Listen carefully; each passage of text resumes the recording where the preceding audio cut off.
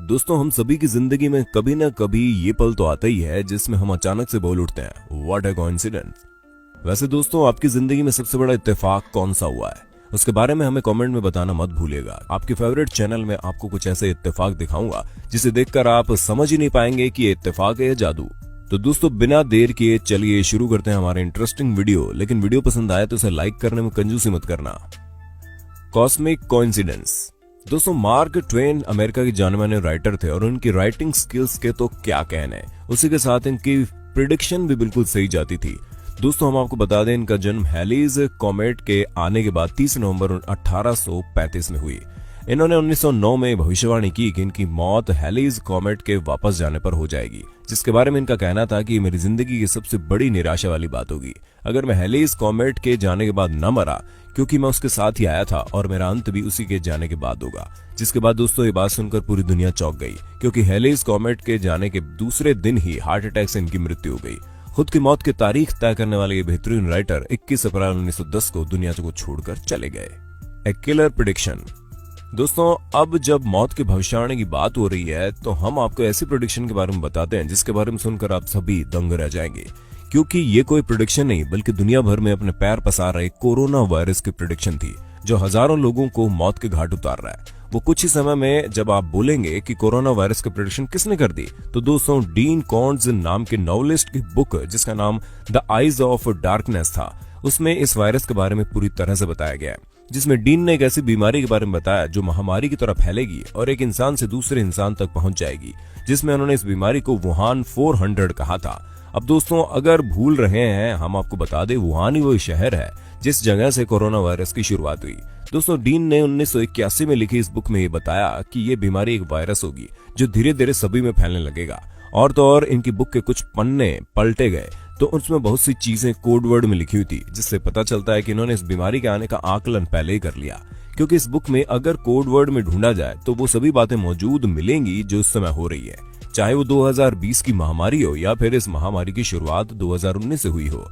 और तो और वुहान शहर तो इस बीमारी के नाम में ही छुपा है। ये स्टोरी आपको कई सारी फेसबुक पेजेस में वायरल होती हुई मिल जाएंगी, क्योंकि जैसा कि हमने आपको पहले ही बोल दिया कि इस बुक के कई सारे पन्नों में इस बीमारी का जिक्र है। ऐसे में अब ये कहना थोड़ा मुश्किल है कि इनकी भविष्यवाणी थी या महज इत्तेफाक था, लेकिन ये इत्तेफाक है तो शायद ही सबसे बड़ा इत्तेफाक इस दुनिया में हो सकता है जो इस पूरी दुनिया को इफेक्ट करके रख दे। Dennis the menace.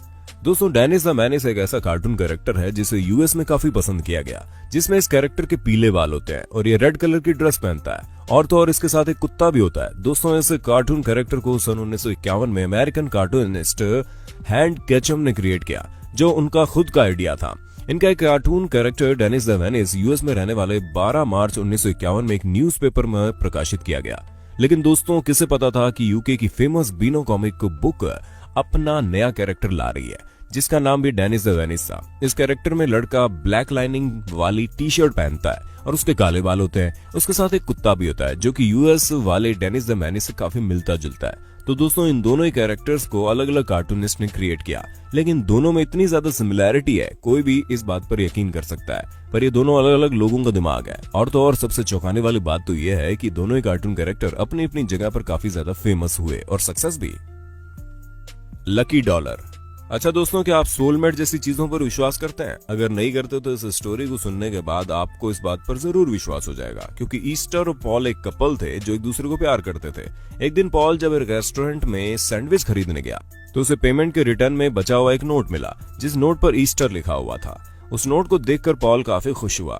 उसने वो नोट ईस्टर को फ्रेम कराकर दे दी, जिसे देखकर ईस्टर काफी खुश हुई। लेकिन दोस्तों, जब इन दोनों की शादी हुई तो अचानक से ईस्टर को याद आया कि ये तो वही नोट है जो अपने पहले ब्रेकअप के बाद ईस्टर ने उस शख्स के लिए उस पर अपना नाम लिखा था जिससे वो शादी करना चाहती थी, और आज बिल्कुल वैसा ही हो गया।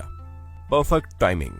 दोस्तों, हर फोटोग्राफर का कोई ना कोई सपना या गोल होता है कि उसे किसी ऐसी चीज की फोटो क्लिक करनी है जो उसे सेटिस्फेक्शन दे दे, और यहाँ बेनेथ क्रिस्टियनसन का गोल कड़कती हुई बिजली को कैप्चर करना था।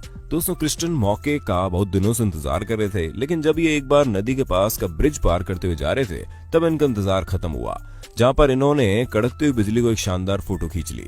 लेकिन जब वो उस फोटो को घर लेकर गए तो उनके भाई ने उस फोटो में एक चीज नोटिस की, क्योंकि जिस नदी के पास उन्होंने वो फोटो खींची थी वहां पर कई सारी बोट भी खड़ी थी और एक बोर्ड के आगे बहुत ही शानदार चीज लिखी थी, और वो कुछ और नहीं बल्कि परफेक्ट टाइमिंग थी, जो इन्हें हमेशा ये याद दिलाएगी कि इनकी इस परफेक्ट टाइमिंग की वजह से ये अपना गोल पूरा कर सके।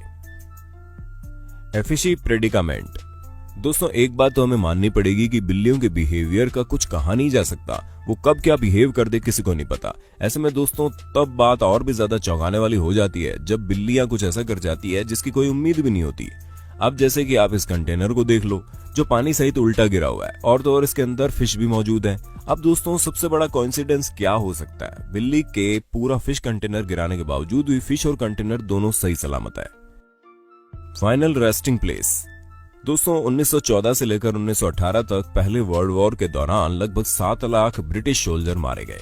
दोस्तों इस समय इतिहास के काले अक्षरों में लिखा जाता है, लेकिन दुनिया के इस पहले विश्व युद्ध से जुड़ा एक बेहतरीन कोइंसिडेंस भी हुआ। जी हाँ दोस्तों, बेल्जियम के सेंट सिम्फोरिये नाम के कब्रिस्तान में पहले वर्ल्ड वॉर में मारा गया जॉन पर नाम का एक सोल्जर जो अगस्त 1914 में मरा था, उसकी कब्र और वर्ल्ड वॉर में मारे गए आखिरी सोल्जर जॉर्ज एलिसन जो कि 11 नवंबर 1918 में गए, उनकी कब्र एक दूसरे आमने सामने थी। मतलब आप खुद सोचिए इससे ज्यादा बड़ा इत्तेफाक क्या होगा कि 1914 से लेकर 1918 तक का पूरा वर्ल्ड वॉर का इतिहास एक ही कब्रिस्तान में दफन है, वो भी 15 फीट की दूरी पर। Literary luck.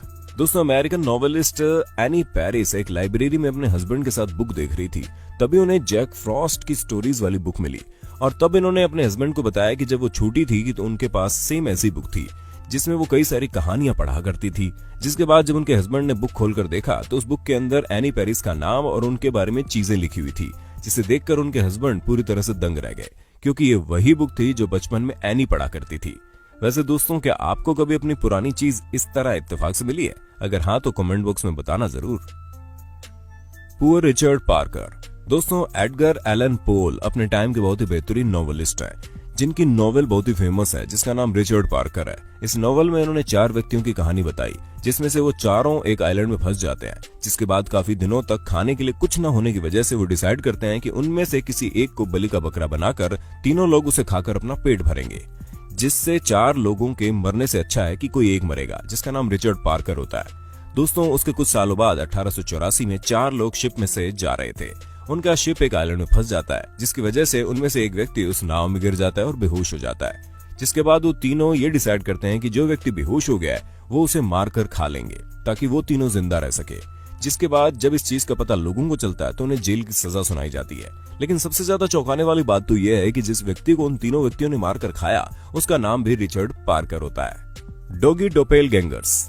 दोस्तों हम लोग इंसानों में कई बार हमशक्ल को देखते हैं, लेकिन क्या आपने जानवरों में हमशक्ल को देखा है? हाँ आप कहेंगे जानवरों में हमशक्ल होना कौन सी बड़ी बात है, लेकिन दोस्तों हम नॉर्मल जानवरों की बात नहीं कर रहे, बल्कि बहुत ही प्यारे प्यारे पपीज की बात कर रहे हैं, जिन दोनों की शक्ल एक जैसी है, और तो और इन दोनों पपीज की एक आंख भी नहीं है। इसलिए जैसा कि आप खुद देख रहे हैं कि दोनों एक दूसरे को कितने गौर से घूर रहे हैं, जैसे कि शीशे में अपने आप को देख रहे हो। Deadly dart. दोस्तों अगर आपसे पूछा जाए कि आपका निशाना कितना अच्छा है तो आपका जवाब क्या होगा? खैर आपका जवाब जो भी हो, लेकिन हमें पूरा यकीन है कि आपका निशाना इन जनाब जितना अच्छा नहीं होगा जिन्होंने डार्ट से इतना सटीक निशाना लगाया। इनके टारगेट के साथ साथ एक मच्छर भी इनके निशाने के आगे हार मान लेता है, और इन्होंने अपने डार्ट से उसे मार गिराया, जैसे कि आप इस तस्वीर में देख सकते हैं। Excellent find. अंडों को पसंद करने वाले और अंडों को नापसंद करने वाले दोनों लोगों को ये कोइंसिडेंस जरूर पसंद आएगा, क्योंकि दोस्तों ज्यादातर आप लोगों ने एक अंडे में एक ही एग योक यानी कि चिड़िया के बच्चों को देखा होगा, और तो और दोस्तों एक अंडे में 2 योक होने की संभावना 0.1% होती है। लेकिन दोस्तों तब क्या हो जब एक अंडे में 3 एग योक हो? जी हाँ दोस्तों ये पिक्चर सच में बहुत अनोखी है, क्योंकि ऐसा होने की संभावना 11 बिलियंस में 1 होती है, जो बहुत बड़ी बात है। Unexpected outfit. दोस्तों अब ये टॉपिक तो ज्यादातर लड़कियों का ही फेवरेट होता है, क्योंकि ये बात तो हम बखूबी जानते हैं कि लड़कियां कैसे अपने कपड़ों को लेकर काफी सतर्क रहती हैं, और वो कभी नहीं चाहती कि उनके कपड़े किसी दूसरों के कपड़ों से मैच करे। ऐसे में दोस्तों तब क्या हो जब उनके कपड़े किसी इंसान के कपड़ों से नहीं बल्कि आसपास मौजूद चीजों से मैच करे। जी हाँ दोस्तों अगर आपको विश्वास नहीं होता तो जरा खुद ही देख लो कैसे इस लड़की की टी शर्ट पर बनी लाइनिंग इस ग्लास की लाइनिंग से बिल्कुल मैच कर रही है। वैसे क्या आपके साथ कुछ ऐसा कोइंसिडेंस हुआ है? अगर हाँ तो कमेंट बॉक्स में बता दो। दोस्तों आज के लिए बस इतना ही, आपसे वक्त हो गया है अलविदा लेने का। आपको हमारी वीडियो कैसी लगी हमें कमेंट करके बताना।